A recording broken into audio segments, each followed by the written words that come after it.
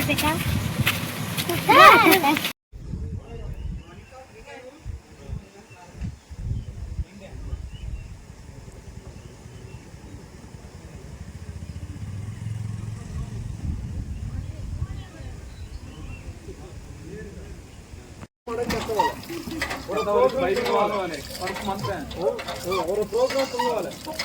బాధ్యతకు IT ఆఫీస్కి వెళ్ళి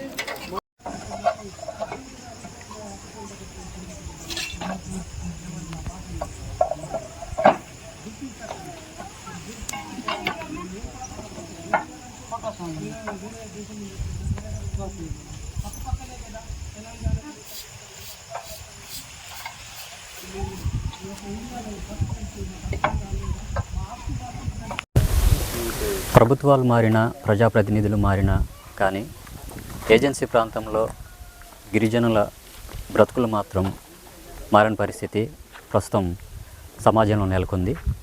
ఈ నేపథ్యంలోనే రాజీనగర్ కాలనీలో ఉన్నటువంటి గిరిజనులు అభివృద్ధికి నోచుకోలేనటువంటి పరిస్థితిలో నెలకొన్నారు. ఈ నేపథ్యంలోనే వారికి కావాల్సినటువంటి మౌలిక సదుపాయాలు ఏదైతే రోడ్డు కానీ నీరు స్కూల్స్ ఉన్నటువంటి పరిస్థితుల్లో ఎక్కడా కూడా ప్రభుత్వాలు వారి గోడిని పట్టించుకునేటువంటి పరిస్థితిలో దాదాపుగా 30 సంవత్సరాలుగా వెనుకబడినటువంటి గ్రామంలోనే వీళ్ళు వారి యొక్క జీవనాన్ని కొనసాగిస్తూ ఉన్నారు. ఇక్కడ ఉన్నటువంటి పరిస్థితులు వారికి ఎటువంటి మౌలిక సదుపాయాలు కావాలి అనేది వారి మాటల్లోనే అడిగి తెలుసుకుందాం. ఎలాంటి సదుపాయాలు కావాలని ప్రభుత్వాన్ని డిమాండ్ చేస్తున్నారు? అసలు ఎన్ని సంవత్సరాలుగా మీరు ఇక్కడ మనుగడ కొనసాగిస్తున్నారు? ఈ గ్రామానికి నివాసం ఉండి గత 35 సంవత్సరాల నుంచి నివాసం ఉంటున్నామండి. అదేవిధంగా ఈ గ్రామంలో మాకు ఇలాంటి వసతులు లేవు. అదే రీతిగా మా పిల్లగాళ్ళు చిన్న పిల్లగాళ్ళు ఉన్నారు. ఇక్కడ నుంచి ఒక 4 కిలోమీటర్ నడుచుకుంటూ పోతూ ఉంటారు. అక్కడ రైల్వే ట్రాక్ అడ్డం ఉన్నది. దాని కొరకు కూడా చాలా పిల్లగాళ్ళు ఇబ్బందికరంగా అయితే బడికి వెళ్తున్నారు. అదేవిధంగా ఇక్కడ ఉన్న ప్రతినిధులు ఒకసారి ఎలక్షన్ అప్పుడు వచ్చి ఆమె ఇచ్చిపోయారండి. ఉపశాఖలో పోయి మేము కలిసాము. గత ఇక్కడ నియోజకవర్గ ఎమ్మెల్యే గారికి కలిస్తే ఒక లెటరు రాసి ఇచ్చామండి. ఇస్తే ఆ లెటర్ మీద సంతకం పెట్టారు. నేను గెలవక మునుపే ఒక 2 నెలల్లో నేను మీ గ్రామానికి సందర్శించి కరెంటు కానీ రోడ్డు కానీ శాంక్షన్ చేస్తానని చెప్పారు. అదే రీతిగా ఒక ప్రతినిధి కాకుండా ఒక నాయకుడు క్రాంతిరెడ్డి అనేటోడు ఒకడు వచ్చి ఆయన మా ఎమ్మెల్యే గెలవక నెలలోనే మీ గ్రామానికి గెలిచిన నెలలోనే స్తంభాలు పెట్టి కరెంట్ లాగిచ్చే బాధ్యత నాది అని చెప్పేసరికి అదే రీతిగా ఒకరోజు ఎమ్మెల్యే గారు ఉపశాఖలు వచ్చారండి. వస్తే నేను ఆ మనిషికి కలిసి అడిగాను, అన్న మా గ్రామానికి నెలలోనే మీరు కరెంటు తీసుకొస్తామని చెప్పారు కదా, ఏది నువ్వు అసలు మనిషివా దున్నపోతావా? ఇలాంటి మాటలు ఇంకోసారి మా ఊరిలో వచ్చి మాట్లాడేవానికి ఈసారి మా ఆడోళ్ళు చీపురు కట్టలు పట్టుకొని తంతారు అని గట్టిగా ఆయనకి వార్నింగ్ ఇచ్చిన.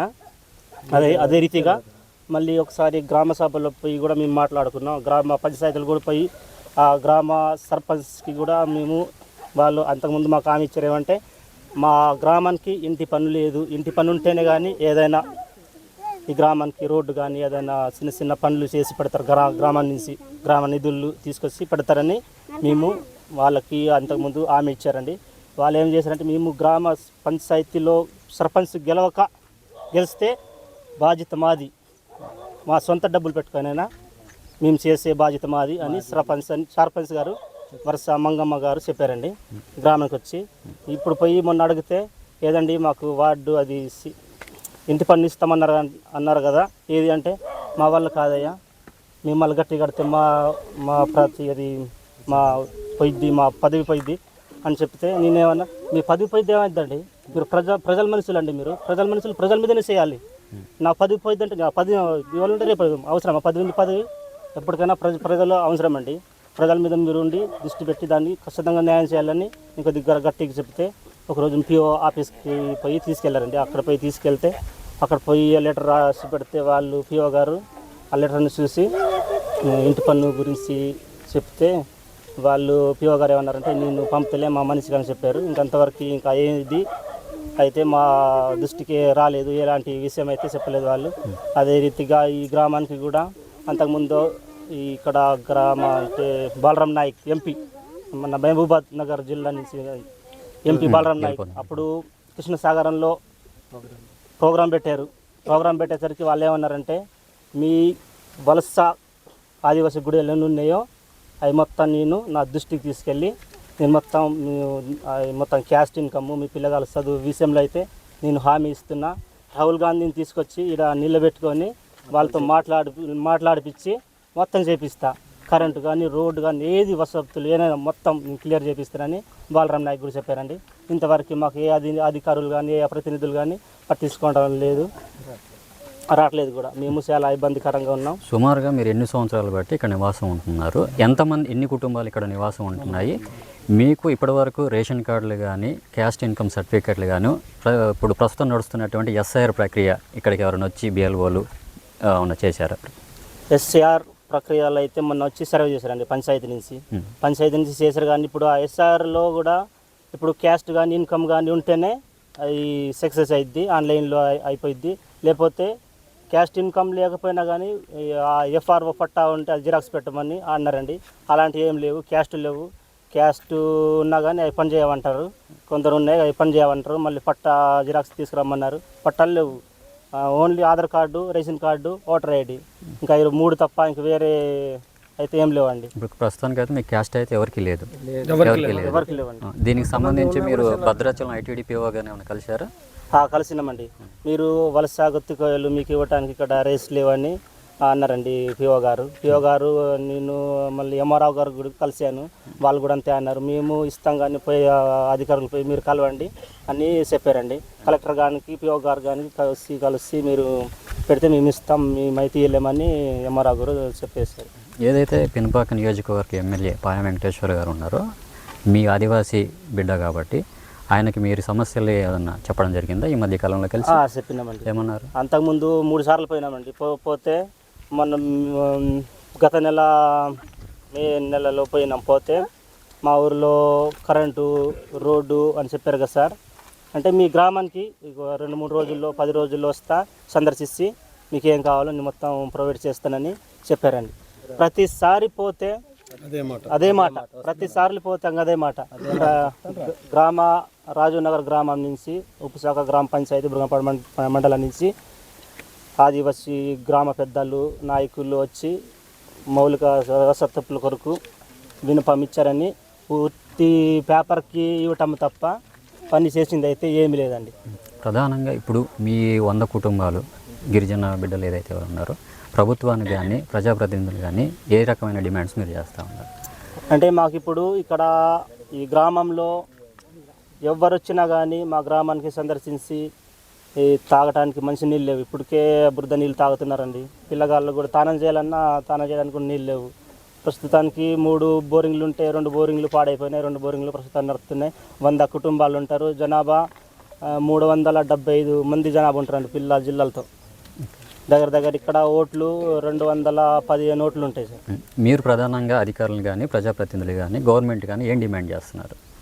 మేము డిమాండ్ చేస్తున్నామంటే ఇప్పుడు మా ఊరికి వచ్చి సందర్శించి కరెంటు కానీ, రోడ్డు కానీ, తాగడానికి మంచినీళ్ళు కానీ, పిల్లగాళ్ళకి చదువుకోవడానికి స్కూల్ కానీ, ప్రైమరీ స్కూల్ కావాలండి. అంగన్వాడీ స్కూల్ అయితే ఉంది, అది కూడా ప్రైమరీ స్కూల్. అంగన్వాడీ స్కూల్ అంటే మేము సొంతం డబ్బులు పెట్టుకొని కట్టుకున్నామండి. ప్రధానంగా ఏదైతే ఈ పోడుబోడు సమస్యలో ఇప్పుడు లేవనెత్తున్నారో ఆ సమస్య ఇప్పుడు ఇక్కడ ఉందా రాజీవ్నగర్ ప్రాంతంలో? ఉంది సార్. ఇప్పుడు పోడు భూముల సమస్యలు అయితే బాగా భయ ప్రాంతంలో గురి చేస్తున్నారు ఫారెస్ట్ అధికారులు. ప్రతి సంవత్సరానికి మేము మొక్కలు వేస్తాం, మీకు 1-2 ఎకరాలు ఇస్తాము, మీరు పక్కన తొలగిపోవాలి, లేదంటే మీరు రోడ్డు పక్కన వెళ్ళాలి, ఇదని భయపెడతా ఉంటారు. మళ్ళీ బిట్ ఆఫీసర్ మారినాక ఇంకో బిట్టు కావాలంటారు, ఇంకో బిట్ ఆఫీసర్ మారినాక ఇంకో బిట్టు కావాలంటారు. ఇంకా అంత మొత్తం క్లోజ్ అయిపోయేసరికి ఇంకా లాస్ట్లో మేము ఇంకా మా బతుకులు 2 బిట్లు ఇచ్చారు సార్. ఆగం అయిపోయినట్టే ఉంది సార్. ఇప్పుడు మీరు ఇవ్వకపోతే మేము ట్రాన్స్పోర్ట్స్ కానీ ఫోర్స్ని కానీ తీసుకొచ్చి మొత్తం ఇల్లు కూల్చగొడతాం, భూములు మొత్తం దౌర్జన్యంగా మా బలవంతంగా మేము తీసుకుంటామని భయపెడతా ఉంటారు సార్. ఇది రాజీవ్నగర్లో ఉన్నటువంటి ఆదివాసీల గిరిజనుల ఆవేదన. ఏదైతే పినపాక నియోజకవర్గం ఎమ్మెల్యే పాయ వెంకటేశ్వర్లు కానీ, అటు కలెక్టర్ కానీ, ఐటీడీపీఓ వీళ్ళ యొక్క ఆవేదనలు కానీ, వీరికి రావాల్సినటువంటి మౌలిక సదుపాయాలు కానీ, క్యాస్ట్ ఇన్కమ్ సర్టిఫికేట్స్తో పాటు పోడు భూముల సమస్య ఏదైతే ప్రధానంగా ఉందో వాటి అన్నిటినీ కూడా పరిష్కరించి గిరిజన ఆదివాసీ బిడ్డలకి న్యాయం చేయాలని కోరుకుంటున్నాను. కండి రాజనగర్ గ్రామం నుండి మాట్లాడుతున్నాను. అయితే మా సమస్య ఏంటంటే మా గ్రామంలో ఉంది, మా కరెంట్ లేదు, రోడ్డు లేదు, ఏమీ లేదండి. మా ఊర్లో ఏమీ లేదు, కానీ మమ్మల్ని ఎవరు పట్టించుకోవటం లేదు మా గ్రామంలో. అయితే మాకు బాగా ఓట్లు వచ్చినప్పుడేమో వచ్చి అడుగుతారు, ఓట్లు వేపించుకుంటారు. ఓట్లు వేసిన తర్వాత మీరెవరో మేమెవరో అనుకుంటారు, మాకెవరు పట్టించుకోరు. కానీ మా గ్రామంలో ఎందుకు పట్టించుకోరో మాకు తెలియదు. కానీ అధికారులు అయితే ఇక్కడ వచ్చి చాలాసార్లు చెప్పి వెళ్తారు, రోడ్ ఇస్తాం, కరెంట్ ఇస్తాం అంటారు, కానీ మాకేమి చేయలేదు. కానీ మా పిల్లల్ని కూడా చదువు చేయాలన్నా కూడా మమ్మల్ని సర్టిఫికెట్ ఇవ్వట్లేదు, ఏమి ఇవ్వలేదు, కేస్ట్ ఇవ్వట్లేదు, ఏమి ఇవ్వలేదు. మేమైతే దూర ప్రాంతంలో పిల్లగాళ్ళకి పంపుతున్నాం, ఈ స్కూల్కి నడుచుకుంటూ వెళ్తున్నారు, బురద రోడ్లో వెళ్తున్నారు. కానీ అంత సమస్య ఉన్నా కూడా మాకు అధికారులు ఏం సాయం చేయలేదు. కానీ మా గ్రామంలో వచ్చి అడగడం తప్ప, మీకు ఇది చేస్తాం అది చేస్తామని చెప్పడమే తప్ప మాకు సహాయం ఎవరు చేయలేదు. మాకు ఎన్నో సమస్యలు ఉన్నాయి, కానీ మా సమస్యల్ని ఎవరు పట్టించుకోవటం లేదు. మా గ్రామంలో ఎన్నో ఇబ్బందులు ఉన్నాయి, పట్టాలు లేవు, ఏది కూడా లేదండి మాకు. కానీ ఇప్పుడు మా గ్రామంలో సాయం చేసే మనుషులు ఎవరో అని మేము కోరుకుంటున్నాం. మాకు సహాయం చేసేది, మాకు సహాయం చేసే అధికారుడు ఎవరో అది మీ చేతిలోనే ఉన్నది. కానీ మమ్మల్ని సహాయం చేయండి. కానీ రాజనగర్ నుండి కొంతమంది ఏమో ఈ నర్సింపేట స్కూల్లో వెళ్తున్నారు పిల్లలు కూడా, కొంతమంది ఏమో పాండ్రంగపురం వెళ్తున్నారు, కొంతమంది ఏటేటో హాస్టల్కి పెట్టాము. కానీ మా గ్రామంలో స్కూల్ లేదు. కానీ మా గ్రామంలో స్కూల్ ఉండాలి అని మేము కోరుతున్నాము. మా గ్రామంలో ఉండాలి, ప్రతి ఒక్కటి రోడ్ అయినా కరెంట్ అయినా అన్నీ ఉండాలండి, కేఎస్టీ ఉండాలి. అంతా మాకు ఇంటి పని ఇస్తామన్నారు, ఇంటి పని లేదు, ఏది లేదు. కానీ అవన్నీ సహాయం చేయాలని మేము కోరుతున్నాము. ఆధార్ కార్డులు ఉన్నాయి, రేషన్ కార్డు ఉంది, ఆ బియ్యం వారికే మాకుంది. అది ఆధారం అనేది ఆధార్ కార్డు ఉంది, రేషన్ కార్డు ఉంది, అది ఓటర్ ఐడి ఉంది, అంతే. మాకేం లేవు, వాటికి ఆధారం తప్ప ఏం లేదండి. మీకు కులం సర్టిఫికెట్ ఇవ్వాలంటే మరి ఎంఆర్ఓ ఏమంటున్నారు? మాకు కులం సర్టిఫికెట్ ఇవ్వాలంటే ఎంఆర్ఓ మీరు గొత్తుకోయాలు, మీకు పైనుండి అధికారం లేదు అంటున్నారు. కానీ ఎవరు అధికారంలో పైనుండి ఇవ్వాలన్న వాళ్ళే ఇచ్చేవాళ్ళు కదా. మేము ఎక్కడ పోయి అడగాలి, ఎక్కడ పోయి తీసుకురావాలి? మీ సమస్యలను స్థానిక ఎమ్మెల్యే దృష్టికి తీసుకెళ్లారా? పాయ వెంకటేశ్వర దృష్టికి? పాయ వెంకటేశ్వర ఎమ్మెల్యే గారి దృష్టికి తీసుకెళ్లారా?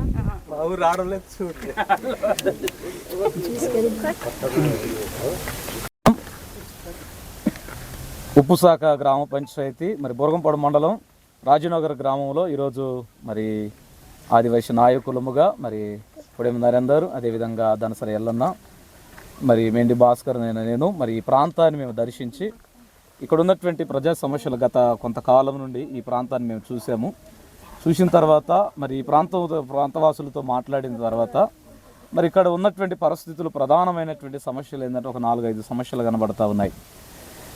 వాస్తవంగా స్వాతంత్రం వచ్చి ఒక 80 సంవత్సరాలు దాటినప్పటికీ కూడా మరి భారతదేశంలో ఆదివాసులు ఎదుర్కొంటున్నటువంటి ప్రధానమైన సమస్యలు ఇప్పటికీ ఆ సమస్యలుగానే ఉన్నట్టుగా కనబడతా ఉన్నాయి.